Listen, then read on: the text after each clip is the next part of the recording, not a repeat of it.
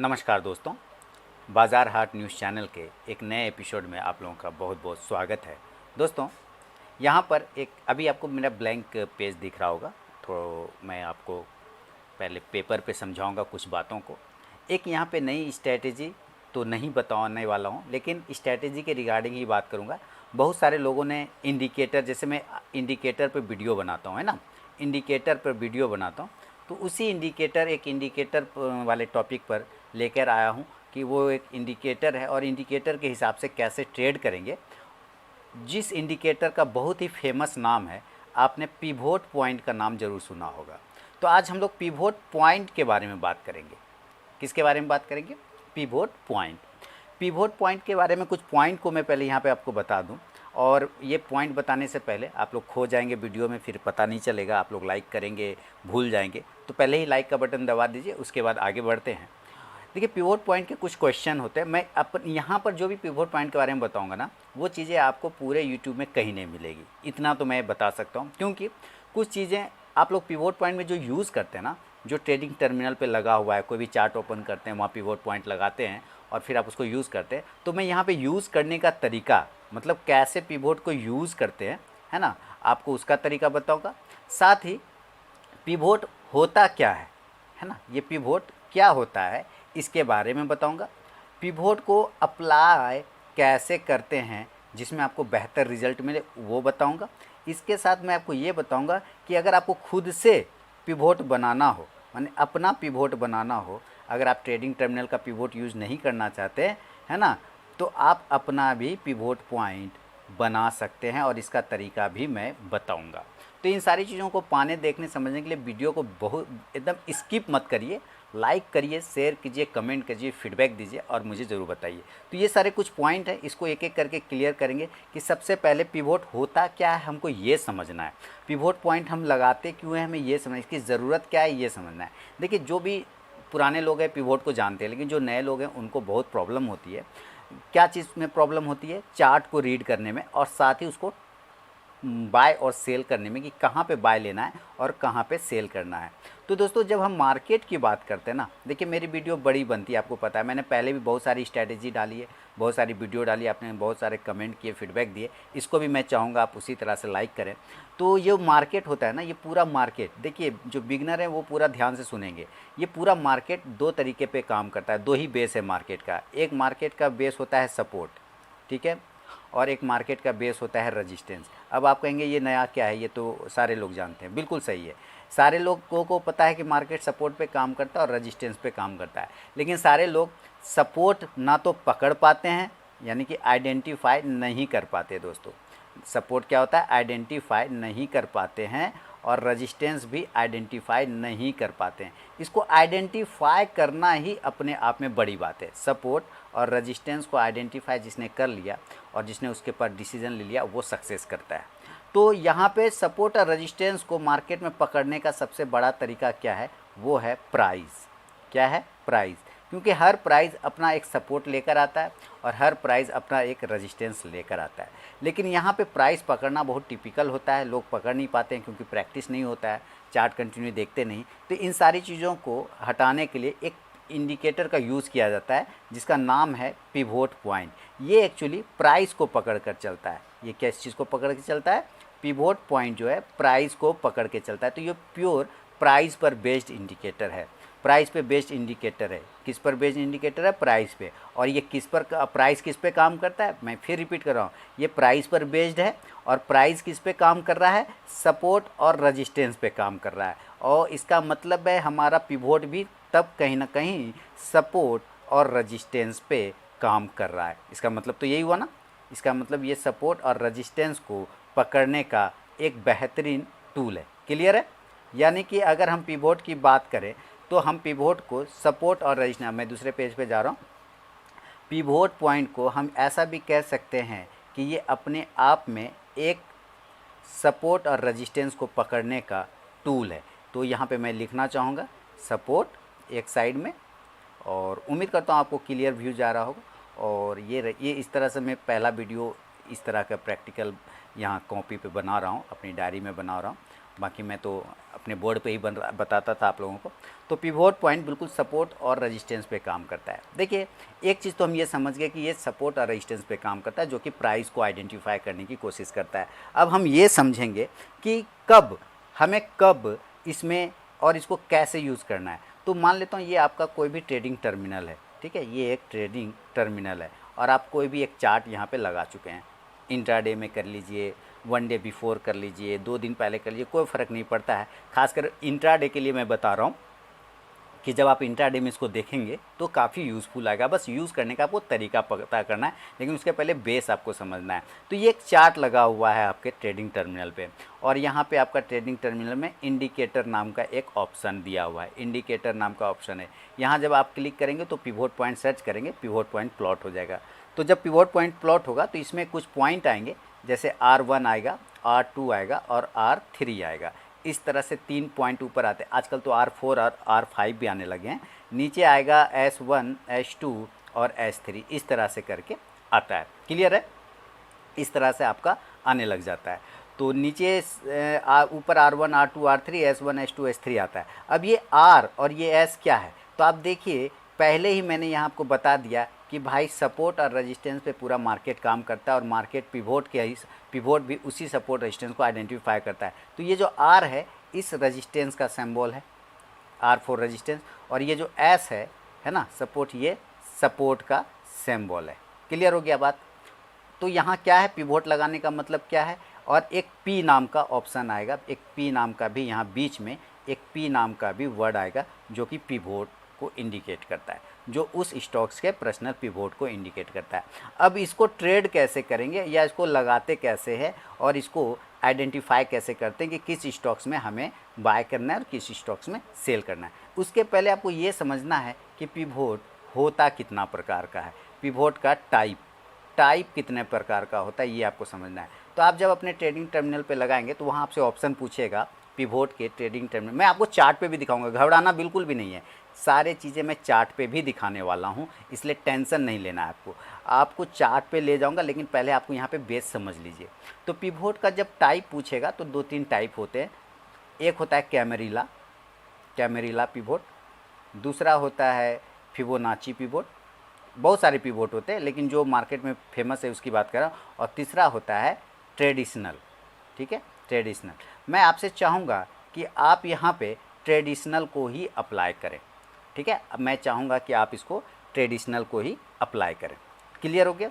तो हम यहाँ ट्रेडिशनल को ही पकड़ के चलेंगे। अब आप कहेंगे ठीक है मैं ट्रेडिशनल तो पकड़ लूँगा, ये बाकी में क्या डिफरेंस है? बाकी में डिफरेंस दोस्तों सिर्फ कैलकुलेशन का होता है। ट्रेडिशनल साथ ही कैमेरिला और फिबोनाची, ये तीनों में सिर्फ कैलकुलेशन का डिफरेंस है, और कैलकुलेशन भी कितना डिफरेंस है, बस माइनर डिफरेंस, इसलिए कोई टेंशन नहीं है। लेकिन मैंने आपको एक लाइन और कहा था कि आपको अपना भी पिवोट बनाना मैं सिखाऊंगा, कि आप अगर इस सारे पिवोट को यूज़ नहीं करना चाहते जो मार्केट में सारे लोग यूज़ कर रहे हैं, आप उसको यूज़ मत करिए, आप अपना पिवोट बनाइए। लेकिन जो अपना बना सकते हैं अच्छी बात है, मैं बताऊँगा, नहीं बना सकते तो आप डायरेक्टली भी इसको यूज़ कर सकते हैं। आप भी अपना पिवोट जब बनाते हैं तो कोई फ़र्क नहीं पड़ता है, कुछ एक आध पॉइंट का ऊपर नीचे होता है, उसको मैनेज करके चलते हैं हम लोग। तो यहाँ पे सिर्फ क्या है, कैलकुलेशन का डिफरेंस है, बाकी वर्क करने का तरीका सेम है। क्या चीज़ है? वर्क करने का तरीका, प्रोसेस बिल्कुल सेम है, इसमें टेंशन नहीं लेना है। अभी देखिए जब आप पिवोट को लगाते हैं तो इसके कुछ पार्ट होते हैं। पहला पार्ट R होता है, दूसरा पार्ट S होता है, इस दोनों के बीच में एक P होता है। ठीक है, तो R फॉर रेजिस्टेंस मैंने पहले ही आपको बताया। ठीक है, R फॉर रेजिस्टेंस मैंने बता दिया, कोई बड़ी बात नहीं बताया मैंने, सारे लोग जानते हैं। P फॉर पिवोट होता है और S फॉर सपोर्ट होता है। लेकिन एक चीज़ आपको ये जान के चलना है इस मार्केट में, जो मैंने आपको पहले ही मार्केट के बारे में क्या बताया, पहले क्या, R for resistance, P for pivot और S फॉर सपोर्ट, ये चीज़ें हो गई। अब आपको ये समझना है कि ये जो मार्केट वर्क करता है कैसे काम करता है, आप पहले ये मुझे बताइए। तो मार्केट सपोर्ट और रेजिस्टेंस पे वर्क करता है। चलिए अब यहाँ पे मैं आपको सपोर्ट और रेजिस्टेंस का तरीका समझाता हूँ। जब मार्केट में कोई भी चीज़, ये मार्केट है, मैं यहाँ पे मार्केट लिख रहा हूँ एक तरह से। चलिए, मार्केट में जब भी हम लोग आते हैं तो हम क्या करते हैं, हम किसी भी स्टॉक्स को देखते हैं तो आपने हमेशा सुना होगा कि आपको बाय करना है या सेल करना है, तो कहाँ बाय और कहाँ सेल करना है। हमेशा हम लोग कहते हैं कि हम लोगों को सपोर्ट पर क्या करना रहता है, बाय करना रहता है, करेक्ट। और रजिस्टेंस पर क्या करना होता है, क्या करना होता है, आप लोग बताइए। तो आप कहेंगे भाई रेजिस्टेंस पे तो सेल करना है, इसका मतलब बिल्कुल सही। तो सपोर्ट पे बाय करना है, रेजिस्टेंस पे सेल करना है, तो इसमें पिवोट क्या कर रहा है, अब बताइए। उसके 3 पार्ट है ना, पिवोट के तो 3 पार्ट हैं, सपोर्ट, रेजिस्टेंस और पिवोट। तो जब सपोर्ट पे बाय करते हैं, रेजिस्टेंस पे सेल करते हैं, तो पिवोट पे क्या करेंगे हम, ये इंपॉर्टेंट है, ये चीज़ें जल्दी लोग नहीं बताता। तो जब आप कोई भी चार्ट लगाते हैं और उस चार्ट पे आपको ये पिवोट इंडिकेटर प्लॉट करते हैं, तो इस तरह से पी करके पिवोट बनता है जो कि सेंटर में होगा, और यहाँ पे R1 R2 और R3 करके जाएगा। इसी तरह यहाँ आएगा S3 S2 S1 इस तरह से, ठीक है, S3 S2 और S1 ऐसे। तो यहाँ पे बात है कि जब अगर हम लोग कैसे इसको आइडेंटिफाई करते हैं पिवोट को, ये समझना होता है कि जब कोई भी स्टॉक्स, देखिए जब कोई भी स्टॉक्स, आप टाइम, पहले मैं आपको टाइम फ्रेम बता देता हूँ। आप जब भी ट्रेड करें ना दोस्तों, मैंने एक इंडिकेटर वाला वीडियो बनाया था कि क्या सूटेबल टाइम फ्रेम हो सकता है इंट्राडे के लिए। तो इंडिकेटर पर मैंने आपको वीडियो बना के बताया था, टाइम फ्रेम पर वीडियो बनाया था, जिसका लिंक आप कहेंगे तो मैं वीडियो के डिस्क्रिप्शन में डाल दूंगा या इंड स्क्रीन में भी डाल दूंगा, कि जब भी कोई इंडिकेटर वर्क करता है वो हमेशा बड़े टाइम फ्रेम पे बेहतर रिजल्ट देता है। तो मैं 5 मिनट का बात यहाँ पे नहीं करूँगा, कुछ लोग 5 मिनट भी यूज़ करते हैं, मैं ज़्यादातर 15 मिनट के फेवर में रहूँगा कि अगर आपको यूज़ करना टाइम फ्रेम इंट्राडे के लिए तो 15 मिनट के टाइम फ्रेम पर यूज़ करिए, 15 मिनट के टाइम फ्रेम पे आप यूज़ करिए, बेहतर रिजल्ट मिलेगा। आप 5 मिनट में भी कर सकते हैं, कोई प्रॉब्लम नहीं है, लेकिन थोड़ा बढ़िया रिजल्ट हमें 15 मिनट में मिलते हैं। अभी देखिए करना क्या, मान लेता हूँ ये एक लाइन है, ये पिवोट आपने प्लॉट कर दिया किसी स्टॉक्स पे, इस तरह से पिवोट ओपन। अब ये भी आपको समझना कि पिवोट हमेशा सपोर्ट और रेजिस्टेंस पे वर्क करता है। किस पे वर्क करता है, सपोर्ट और रेजिस्टेंस पे। तो सपोर्ट क्या एक दिन का होता है, आप कहेंगे नहीं। सपोर्ट क्या 2 दिन का होता है, नहीं। सपोर्ट 2 से ज़्यादा दिन का भी हो सकता है, 1 दिन का भी हो सकता है, 2 दिन का भी हो सकता है, 10 दिन का हो सकता है, 20 दिन का भी हो सकता है। रेजिस्टेंस भी 1 दिन का हो सकता है, 20 दिन का हो सकता है, 10 दिन का होता है। पिछले दिनों की बात कर रहा हूँ, अभी तो आगे बनाई नहीं। मान लेता हूँ कि हमें 5 अगस्त को, एक सब बात समझिए, हमें 5 अगस्त को ट्रेड करना है। तो 5 अगस्त को तो ट्रेड करना है ना, कैंडल तो बनी ही नहीं है, प्राइस तो आया ही नहीं 5 अगस्त का, तो कहाँ से सपोर्ट रेजिस्टेंस बनेगा। तो इसका बेस बनता है 4 अगस्त को। कब बनता है, 4 अगस्त को इसका बेस बनता है। इसका बेस बनेगा 3 अगस्त को। यानी हमारा सपोर्ट और रेजिस्टेंस प्रीवियस दिनों के सपोर्ट और रेजिस्टेंस पे डिपेंड करता है आने वाले ट्रेडिंग दिन का। क्लियर हो गया ना बात। जो काम जो पिछले दिन बिहेव किया है 3 तारीख को स्टॉक्स ने, 4 तारीख को स्टॉक्स ने, वो उसका असर पड़ेगा 5 तारीख को। यानी हमारा सपोर्ट रेजिस्टेंस 5 तारीख को बिल्ड होगा, वो 3 अगस्त, 4 अगस्त और इसके पिछले दिन जितना भी ट्रेड हुआ उसका। लेकिन आपको कितना दिन का देखना है, अब ये तो बताइए। 10 दिन का देख पाएंगे, 20 दिन का नहीं, उतना दिमाग ही नहीं लगाना है हमें। पिवोट का जो सिंगल डे का होता है, जब आप प्लॉट करेंगे तो ऑलरेडी यहाँ R1 R2 R3 आ जाता है, S3 S2 S1 आ जाता है, तो हेडेक ही खत्म हो जाता है। तो आपको अगर मान लेता हूँ कोई स्टॉक्स इस पिवोट पॉइंट के नीचे ओपन होता है, ठीक है, कोई भी स्टॉक इस पिवोट पॉइंट के नीचे ओपन होता है या इसके बीच में ओपन होता है, तो मैं आपको इग्नोर करने का तरीका बताता हूँ। अगर कोई भी स्टॉक पिवोट के बीच में ओपन हो रहा है, ठीक है, ओपनिंग होते के साथ कोई भी स्टॉक पिवोट के बीच में ओपन होता है, हम कोई डिसीजन नहीं लेंगे, यहाँ पे कोई डिसीजन नहीं बनेगा। हमारा क्लियर कट कहाँ डिसीजन बनता है, जब या तो स्टॉक पिवोट के ऊपर ट्रेड करे या तो पिवोट के नीचे ट्रेड करे। लेकिन जो कैंडल ट्रेड करता है ना, हम उस पर कोई डिसीजन नहीं करते। हमारा डिसीजन या तो इसके नीचे बनेगा या तो इसके ऊपर बनेगा।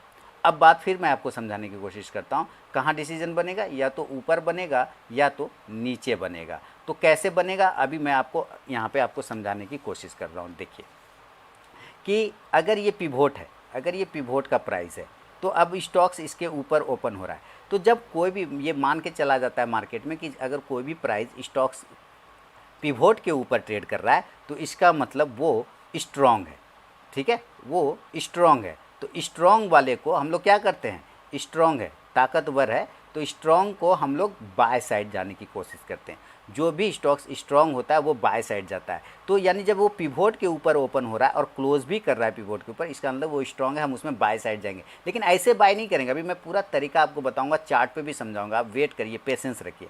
इसी तरह कोई स्टॉक अगर नीचे ओपन होता है तो इसका मतलब ये स्टॉक पिवोट के अगर नीचे ओपन हो रहा है तो ये वीक है, ये क्या है, कमज़ोर है, इसको तब डिसीजन हमारा क्या बनता है, हमारा डिसीजन सेल का बनता है। क्या बनता है, सेल का बनता है। क्लियर हो गया ना।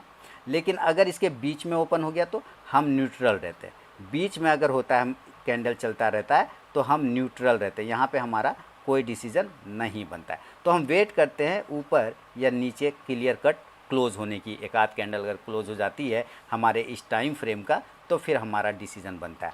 अब इसको चलिए मैं अगले पेज पे लेके जाता हूँ और आपको समझाता हूँ कि कैसे ट्रेड करना है। अब देखिए कैसे ट्रेड करना ये समझिए। ये देखिए हमारा पिवोट है, फिर से समझा रहा हूँ, टाइम लगेगा समझने में, कोई टेंशन नहीं। ये हमारा पिवोट है, क्लियर हो गया। और यहाँ पे कुछ पॉइंट बने हैं, R1 यानी रेजिस्टेंस 1, रेजिस्टेंस 2, रेजिस्टेंस 3, और भी ऊपर होगा एक्सेप्टर उसको छोड़ दीजिए, S3, S2 और S1 ऐसे होता है। अब ये आपको समझना है कि अगर कोई स्टॉक्स पिवोट पर के बीच में ओपन होना है तो यहाँ हमें क्लियर कट नहीं लेना है। फिर स्टॉक इसके बीच में ओपन हो रहा है, कोई डिसीजन लें। अब स्टॉक इसके ऊपर कंप्लीट क्लोज कर गया, ठीक है, कंप्लीट क्लोज कर गया तो ये कैंडल जो क्लोज कर रहा है ये हमारा इंडिकेशन दे रहा है।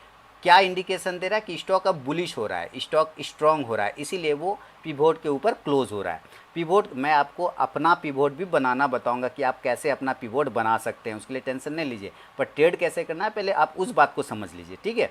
वीडियो स्किप करने का हड़बड़ाहट मत कीजिए। तो यहाँ पे जब ये क्लोज कर रहा है ऊपर में तो हम यहाँ पे ये समझ रहे हैं, ये इंडिकेटर दे रहा है, हमें बता रहा है, इंडिकेशन दे रहा है कि स्टॉक स्ट्रांग हो रहा है और हम स्ट्रॉन्ग स्टॉक को बाय करते हैं। ये बात तो मैंने पिछले पेज में आपको बता दिया। तो बाय कब करेंगे, इसी कैंडल पे नहीं, इस कैंडल पे कभी बाय नहीं करना है, हमें इस कैंडल के हाई के ऊपर बाय करना है। क्लियर है।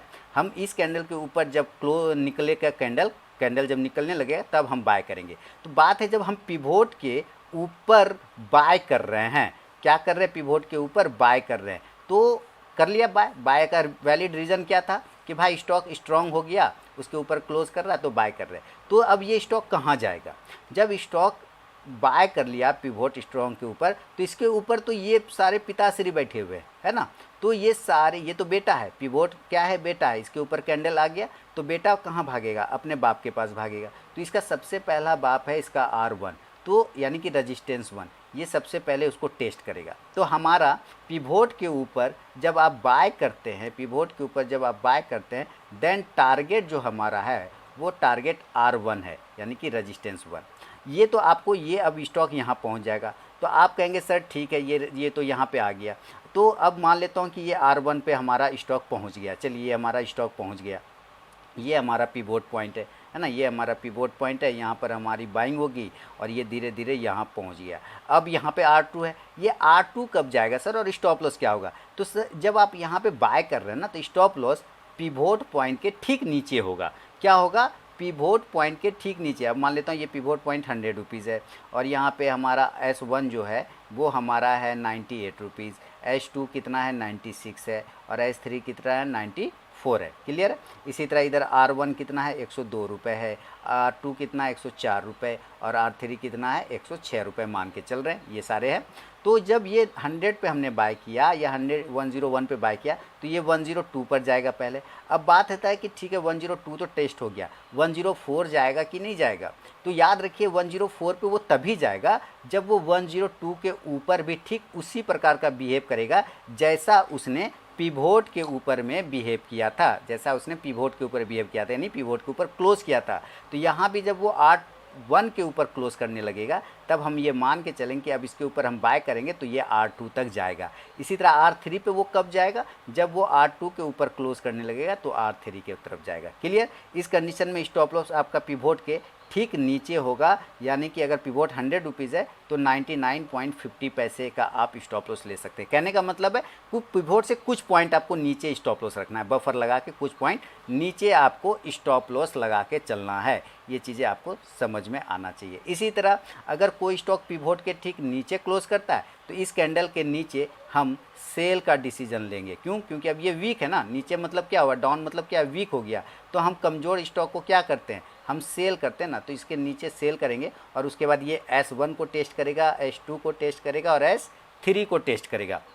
S1 को टेस्ट करेगा, S2 को टेस्ट करेगा और S3 को टेस्ट करेगा। जब वो पिवोट के नीचे ट्रेड करेगा तब इस कंडीशन में पिवोट का जो अपर रेंज है, अपर वाला पॉइंट है 100 रुपीज़ है ना, स्टॉप लॉस लगाएंगे 100 0.50 पैसे, यानी 100 रुपये 50 पैसे का स्टॉप लॉस लगा के हम लोग यहाँ पे चलेंगे, कारण कि हमेशा बफर लगा के लेना है। तो ये चीज़ें आपको इस तरह से यूज़ करना। अब इसको आप कहिएगा कि ऐसे तो नहीं चलिए, अब चार्ट पे चलेंगे तब समझाऊंगा। बिल्कुल मैं चार्ट पे ले जाऊंगा और आपको अपना पिवोट भी बनाना सिखाऊंगा। तो चलिए अब मैं आपको चार्ट पर लेके चलता हूं दोस्तों। किसी भी स्टॉक्स का चार्ट पकड़ेंगे और उस चार्ट पे समझेंगे कि कैसे ट्रेड करना है। तो दोस्तों अब हम लोग चार्ट पर आ गए और आप देखिए आपके सामने चार्ट लगे हुए हैं। एसएससी लिमिटेड का चार्ट है आपके सामने। चार्ट कोई भी स्टॉक्स का हो, कोई दिक्कत वाली बात नहीं, लेकिन जैसे कि टाइम फ्रेम की बात मैंने कहा था, तो आप टाइम फ्रेम आप नज़र रखिए। 15 मिनट के टाइम फ्रेम को मैंने यहाँ पे रखा है। अभी देखिए मैंने क्या कहा कि आपको ट्रेड करना है, तो कैसे आप ट्रेड करेंगे। ये 7 तारीख का स्टॉक्स है ना, ये 7 तारीख का है, तो यानी कि 7 अगस्त का है। हमें 7 अगस्त से मतलब नहीं है यहाँ पे, अभी आप इसको हटाइए, ठीक है। 7 अगस्त का कोई भी मतलब अभी फिलहाल नहीं है। अभी हमें क्या करना है कि इंडिकेटर प्लॉट करेंगे, पिवोट। मैं आपको अपने तरीके से पिवोट बनाना बताऊंगा, बार बार रिपीट कर रहा हूँ, लेकिन पहले जो सिस्टम पे दिया हुआ है उस पिवोट को हम लोग यहाँ लगाते हैं। देखिए पिवोट पॉइंट स्टैंडर्ड यहाँ हमने लगाया, पिवोट पॉइंट स्टैंडर्ड उसी का नाम है ट्रेडिशनल। और यहाँ पे जैसे ही हमने लगाया तो कुछ पॉइंट आपके सामने R1 R2 R3 है ना, ये सारे पॉइंट आपके सामने बन गए, यहाँ बन गए ना। और बीच में ये P करके जो आप देख रहे हैं ये P4 पिवोट है ना, और नीचे S1 S2 S3 आ गए, ये सारे आ गए। यानी R से जितना मतलब रेजिस्टेंस और S4 सपोर्ट, P4 पिवोट, ठीक है।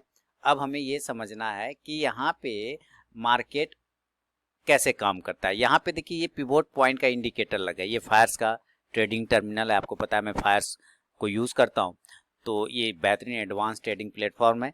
आप यहाँ पे देखिए पिवोट पॉइंट का यहाँ ये जो गियर का सिंबल बना ना, जिसपे फॉर्मेट लिखा हुआ है, इसको क्लिक करना है। तो आपको यहाँ पे इनपुट वाले में जाएंगे तो यहाँ पे टाइप में आपसे पूछेगा ट्रेडिशनल यूज़ करना है, फिबोनाची यूज़ करना है, ओडी स्टॉक करना है, क्लासिक यूज़ करना है, डीमार्क यूज़ करना है या कैमरिला। आपको ना ट्रेडिशनल पे रहने देना है, इसको कुछ चेंज नहीं करना है, इसको ओके करना है। और टाइम फिर ये जो पिवोट बैक 15 लिखा हुआ है ना, यानी ये 15 दिनों का पीछे आपको सपोर्ट और रेजिस्टेंस दिखाएगा। क्लियर है ना, इसलिए इसको रहने देना, इसको आपको कुछ चेंज नहीं करना है, बाय डिफॉल्ट इससे कोई लेना देना हमें नहीं है। चलिए ये हो गया। अब हमें तो यहाँ आप देखें पीछे 15 दिनों तक का आपको यहाँ सपोर्ट और रेजिस्टेंस यहाँ पे दिखेगा, ठीक है, यहाँ पे आपको दिखता जाएगा। तो ये चीज़ें आपको नहीं दिमाग लगाना, इसमें छोड़ देना। हमें ट्रेड करना है, मान लेता हूँ 7 तारीख को, तो 4 5 6 और 7 अंतिम डेट है ना 7 तारीख। तो कैसे ट्रेड करेंगे आप देखिए, ये पहली कैंडल, ये आपको टाइम नीचे देखना है 3:15। अब ये देखिए ये पहली कैंडल 9:15 की है। टाइम फ्रेम कितना है, 15 मिनट का टाइम फ्रेम, आपको याद रखना है 15 मिनट का टाइम फ्रेम हम यूज कर रहे हैं। और ये पिवोट के पास ओपन हुआ, P4 पिवोट, यहाँ पे आप देख पा रहे हैं पिवोट P लिखा हुआ है ना, और ये लाइन यहाँ पे P है, उसके बाद R1 है, उसके नीचे S1 है, उसके ऊपर R2 है। तो मैंने आपको क्या बताया था, अभी आप रिपीट करिए, मैं पीछे वाले पेपर पे दिखाऊंगा। तो आपने वहां पे क्या बताया था कि पिवोट के ऊपर क्लोज होना चाहिए, पिवोट के ऊपर क्या होना चाहिए, क्लोज होना चाहिए, देन हम बाय करेंगे और हमारा टारगेट R1 होगा। हमारा टारगेट क्या होगा, R1 होगा। तो आप देख रहे हैं यहाँ पे कि पिवोट पर अगर बाय हो रहा है तो हमारा टारगेट R1 तो तुरंत अचीव हो गया। अब ये R1 अचीव हो गया ना, हमें यहाँ से निकलना पड़ेगा, रुकना नहीं है।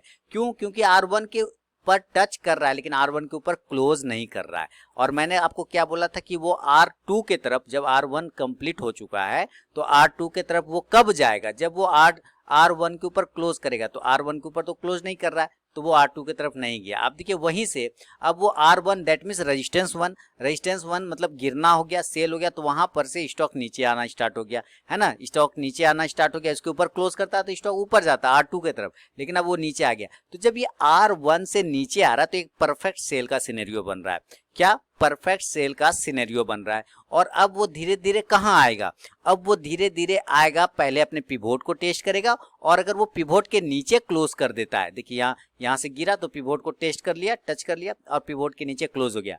अगर ये पिवोट के नीचे क्लोज हो रहा है दैट मीन्स उसका जो टारगेट बनेगा, अब नेक्स्ट टारगेट वो बनेगा S1।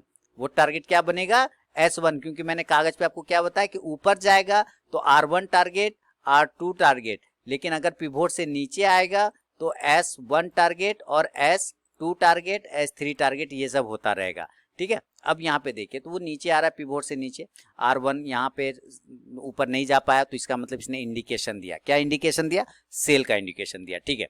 तो सेल का इंडिकेशन दिया यानी रेजिस्टेंस बता दिया। ये तुरंत आपको एनालिसिस करने की कोई ज़रूरत नहीं, इसने खुद कैलकुलेट कर दिया भाई ये रेजिस्टेंस है, रेजिस्टेंस किया और वहाँ से सेल हमने बनाया मान लेते हैं। तो वहाँ देखिए कितना परफेक्ट नीचे आएगा और S1 को, ये S1 है ना, ये S1 को टेस्ट करेगा, देखिएगा एकदम S1 को टेस्ट करेगा। कर लिया ना टेस्ट, देख रहे हैं यहाँ लाइन बिल्कुल S1 को टेस्ट कर चुका है, ये लाइन परफेक्ट S1 को टेस्ट किया और फिर अब उसके नीचे क्लोज नहीं कर रहा है, आपको ध्यान देना है। अब वो S2 के तरफ तब जाएगा जब S1 के नीचे क्लोज करेगा, लेकिन S1 के नीचे क्लोज नहीं कर रहा है। दैट मीन्स अब ये यहाँ से वापस बाउंस कर सकता है, वापस बाउंस कर सकता है और फिर अपने पिवोट के पास जाने की कोशिश करेगा। तो देखिए धीरे धीरे धीरे धीरे क्या किया, नीचे क्लोज कर दिया, नीचे क्लोज किया। दैट मीन्स अब वो नीचे आने की कोशिश करेगा। दोस्तों देखिएगा वो नीचे क्लोज किया तो हो सकता है वो नीचे यानी S2 के तरफ जाने की कोशिश करे। अब ये हमें देखना है, लेकिन आप देख रहे हैं यहाँ पे कि ठीक उसके बीच में क्लोज बीच में कर रहा है, पूरा नीचे नहीं कर रहा है, पूरा ऊपर नहीं कर रहा है। और मैंने आपको ये तीनों सिनेरियो बताए थे कि अगर बीच में टच करता रहेगा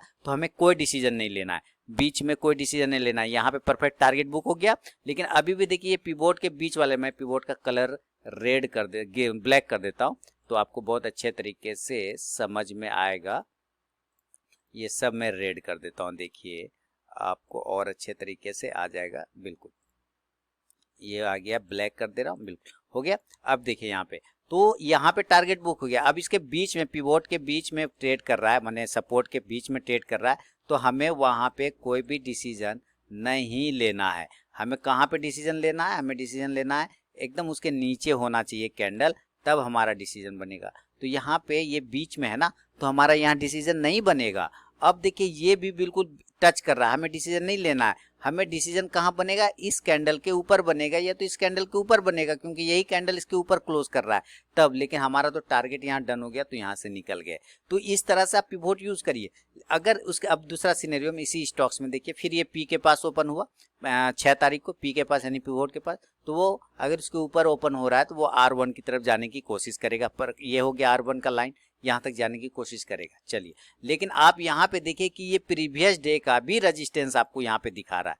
ये देखिए, ये ना, ये पीछे दिनों का रेजिस्टेंस है, उसने खुद कैलकुलेट करके ये लाइन ड्रॉ कर दिया, यानी कि यहाँ भी आपको रेजिस्टेंस ले रहा है नियर में, स्टॉक वहां से टकरा के गिर गया। तो ये आपको एक टारगेट बुक करने में या एक ट्रेडिंग डिसीजन लेने में बहुत हेल्प करता है। इसके ऊपर अगर क्लोज करता तो यहाँ R1 की तरफ जाता। अब यहाँ से वो टकरा के गिरा तो फिर वो R1 के पास से गिरा, पिछले दिन के रेजिस्टेंस से गिरा टकरा के, तो अपने पिवोट को टेस्ट करेगा।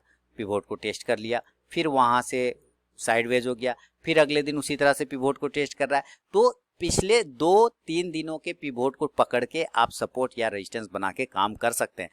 टाइम फ्रेम बदलना है, अगर आपको 5 मिनट के टाइम फ्रेम पे काम करना है तो हम लोग 5 मिनट पे भी देख लेते हैं एक बार कि अगर 5 मिनट का टाइम फ्रेम पे क्या रिजल्ट आता है। अब देखिए 7 तारीख, ये पहली कैंडल है, ये सारे लाइन में हटा देता हूँ। अब ये पहली कैंडल है, पी के पास क्लोज कर रहा है, ऊपर क्लोज कर रहा है, हमने उसके ऊपर बाय किया तो यहाँ रेजिस्टेंस लिया, R1 टारगेट डन, वहां से सेल किया, नीचे पिवोट आएगा, पिवोट का टारगेट डन, सपोर्ट का टारगेट आएगा, सपोर्ट का टारगेट डन, R1 सेल किया, पहला पिवोट का टारगेट डन, दूसरा उसके नीचे आया तो सपोर्ट का टारगेट डन। तो इस तरह से आपको ना तो टेक्निकल एनालिसिस की जरूरत पड़ेगी ना कुछ, आप अपना सपोर्ट रेजिस्टेंस खुद कैलकुलेट यहाँ पे हो जाएगा, सिस्टम आपको कैलकुलेट करके दे देगा और आप अपना सपोर्ट रेजिस्टेंस बना भी सकते हैं, टारगेट डिसीजन ले भी सकते हैं। अगर इसके नीचे ट्रेड करना है यानी पिवोट के नीचे सेल करेंगे, पिवोट के ऊपर बाय करेंगे, लेकिन जब जो कैंडल उसके ऊपर क्लोज करेगा उसके ऊपर या उसके नीचे करेंगे, उसके पहले बिल्कुल भी हम लोग नहीं करेंगे। अब बात करते हैं कि आपको अपना बनाना है। चलिए ये मैं हटा देता हूँ, पहले मैं क्या करूँगा ना, कुछ लाइन ड्रॉ कर देता हूँ 15 मिनट वाला, ठीक है। आप चाहें तो डेली पे पोजिशनल कॉल के लिए भी ले सकते हैं, कोई टेंशन नहीं है। पहले मैं 15 मिनट या 5 मिनट का ही लेते हैं और पिवोट का लाइन ड्रॉ कर लेता हूँ। जैसे 7 तारीख का मुझे लाइन ड्रॉ कर देता हूँ और अपना आपको बना के दिखाता हूँ कि कैसे आप बना सकते हैं। पहले मैं कुछ लाइन ड्रॉ कर देता हूँ। ये हो गया पिवोट का लाइन, सेंटर लाइन, और ये R1 हो गया, और छोटा ज़्यादा नहीं रखेंगे, 2-3 ठो रखते हैं, आपको एग्जाम्पल दिखाता हूँ। S2 S1 S2 हो गया। अब ये हटा दिया और ये मैं यहाँ से अपने पिवोट को, ये जो सिस्टम वाला पिवोट है इसको हटा दिया, हट गया। तो ये 5 लाइन हमने ड्रॉ किया है, ध्यान देखिए 5 लाइन, 1 2 3 4 5। बीच वाला लाइन का कलर बदल देता हूँ तो ये हमारा हो जाएगा एक तरह का, क्या हो जाएगा, ये हो जाएगा पिवोट पॉइंट, बीच का पिवोट पॉइंट है। ऊपर का रेजिस्टेंस है, नीचे का सपोर्ट प्राइस है ना, S1 S2 बन गया, नीचे ऊपर R1 R2 हो गया। अब मान लेता हूँ ये तो हमने कर लिया, लेकिन इसको हम कैसे बिना किसी इंडिकेटर के अपना पिवोट कैसे बनाएंगे, इसको देखिए। पिछले 2 दिन का, ठीक है, पिछले 2 दिन का आपको लेना है। क्या लेना है? पिछले 2 दिन का। जैसे ये कैंडल तो 8 तारीख का, इसको हटाइए, 8 का भी मार्केट ही ओपन नहीं तो कहाँ से होगा। अब देखिए पिछला 2 दिन, ये 7 तारीख है, 7 को ट्रेड करना था, तो 5 और 6, ठीक है, 5 और 6 तारीख के जितने हाई लो क्लोज प्राइस हैं सारे, वो सारे आपको नोट कर लेने हैं। वहाँ पे एक एक लाइन लगा देना है 2 दिनों का। 5 तारीख का हाई मार्क करिए, 5 तारीख का क्लोज मार्क करिए, 5 तारीख का ओपन मार्क करिए, और 5 तारीख का ओपन मार्क हो गया। डेली के टाइम फ्रेम पे, डेली के टाइम फ्रेम पे मार्क करना है, और 5 तारीख का लो मार्क हो गया, ठीक है। इसी तरह 6 तारीख का, यानी पिछले 2 दिनों का लेना है। 6 तारीख का हाई मार्क हो गया, 6 तारीख का ओपन मार्क हो गया, 6 तारीख का क्लोज मार्क हो गया, और 6 तारीख का लो भी मार्क हो गया। अब देखिए यहाँ पे, अब इसको वापस 5 मिनट पे लाता हूँ, तो ये जो छोटे ये येलो वाला लाइन देख रही, तो हम लोगों ने अपना बनाया। तो जितना हाई ओपन लो और क्लोज है पिछले 2 दिनों का, सब मार्क कर दीजिए। आप 2 दिनों का high low close open mark कर दीजिए, वही आपका अपना पिवोट बनेगा। देखिए कैसे मार्केट उसको रिस्पेक्ट करेगा। अब देखिए 5 और 6 का मार्क किया, तो ये जितना ये बीच वाला लाइन है, ये ऑरेंज कलर वाली, ये हम लोगों ने अपना पिवोट लगाया। अब देखिए 7 तारीख को आप देखिए क्या कर रहा है। 7 तारीख को मार्केट ओपन हुआ 5 मिनट के टाइम फ्रेम पे, तो ये क्या यहाँ पे ओपन हुआ, हम लोगों के ठीक पिवोट पॉइंट के बीच में ओपन हो रहा है। ये हम लोगों ने मार्क लगाया। इसके ऊपर ओपन गया तो देखिए कहाँ भागा, कहाँ भागा, वो ऊपर की प्राइस की तरफ जाना स्टार्ट किया, है ना, ऊपर का प्राइस की तरफ जाना स्टार्ट किया, वहाँ टच किया, वहां से फिर गिरा, तो कहाँ आया, जो नीचे हम लोगों ने अपना लाइन लगा कर रखा था उसको टेस्ट किया, यानी वो वाला हमारा सपोर्ट को S2 को टेस्ट कर दिया, बात खत्म हो गई। तो आप पिछले 2 दिनों को हाई लो क्लोज ओपन ये सारे प्राइस को जब आप मार्क करेंगे चार्ट पे, तो वो आपका नेक्स्ट डे के लिए, तीसरा दिन के लिए, यानी कि अगर आपको वेडनेसडे को ट्रेड कर रहे हैं तो मंडे एंड ट्यूसडे, अगर आप वेडनेसडे को ट्रेड करें तो मंडे एंड ट्यूसडे के डेली के टाइम फ्रेम पे सारे हाई लो क्लोज ओपन को मार्क करेंगे, वो प्राइस आपका बन जाएगा अपना पिवोट पॉइंट। उसके ऊपर बाय करना है, उसके नीचे सेल करना है। और मैंने कितने बार लाइव ट्रेड करके आपको दिखाया है पिवोट पॉइंट पे, तो आप उस वीडियो को भी जाके देख सकते।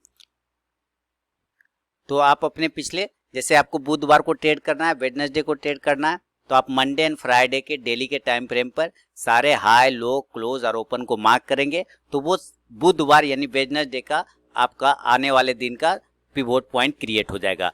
तो अगर वो आपके रेजिस्टेंस के ऊपर निकलता है तो बाय साइड जाएंगे, पिवोट के ऊपर रहता है तो बाय साइड जाएंगे, पिवोट के नीचे रहता है तो सेल साइड जाएंगे, सपोर्ट के नीचे रहता है तो सेल साइड जाएंगे, रेजिस्टेंस के ऊपर रहता है तो बाय साइड जाएंगे, रेजिस्टेंस के नीचे रहता है तो सेल साइड जाएंगे। ऐसे करके आपको ट्रेड करना होता है। मैंने कितना ही बार ट्रेड करके दिखाया है पिवोट पॉइंट पे। जितना आप चाहें तो सिस्टम पे जो बना हुआ है पिवोट पॉइंट, आप उसको डायरेक्टली यूज करिए, उसमें कोई दिक्कत नहीं। आप इसको भी डायरेक्टली यूज कर सकते हैं, इसमें कोई परेशानी नहीं। आपको अपना बनाना है वो मैंने आपको बता दिया। R1 क्या कहा, रेजिस्टेंस के नीचे सेल करना है, सपोर्ट के नीचे सेल करना है, सपोर्ट के ऊपर बाय करना है, लेकिन बाय नीचे से ऊपर जब जाएगा तब बाय करना है। नीचे से ऊपर जाते वक्त बाय किया जाता है और ऊपर से नीचे आते वक्त सेल किया जाता है। ऊपर से नीचे आते वक्त सेल किया, तो रेजिस्टेंस से नीचे आ रहा है तो सेल कर लिया हम लोगों ने। हमारा टारगेट सपोर्ट प्राइस होगा, पहले पिवोट फिर सपोर्ट, वो डन हो गया। तो आप इस तरह से भी आप अपना पिवोट तैयार करिए, पिवोट के ऊपर ट्रेड करने की कोशिश आप कर सकते हैं। बैक टेस्ट करके देखिए, पिवोट काफी अच्छा रिजल्ट देगा, सपोर्ट रेजिस्टेंस आपको बेहतरीन तरीके से बता देगा। तो ये मेरा वीडियो पे कमेंट जरूर कीजिए, लाइक जरूर कीजिए, शेयर जरूर करिए। मैंने जितने वीडियो स्ट्रेटेजीज वाले डाले हैं उसी सीरीज में, इंडिकेटर वाले सीरीज में, ये एक नया वीडियो पिवोट मैंने आपको बताया। उम्मीद करता हूँ पसंद आएगा। बिगनर्स को जो पता नहीं है इस इंडिकेटर के बारे में, उनको भी काफ़ी हेल्प होगा। अब मिलता हूँ एक नेक्स्ट वीडियो में दोस्तों, नए वीडियो में। तब तक के लिए दबा के लाइक कीजिए, शेयर कीजिए। बहुत बहुत धन्यवाद।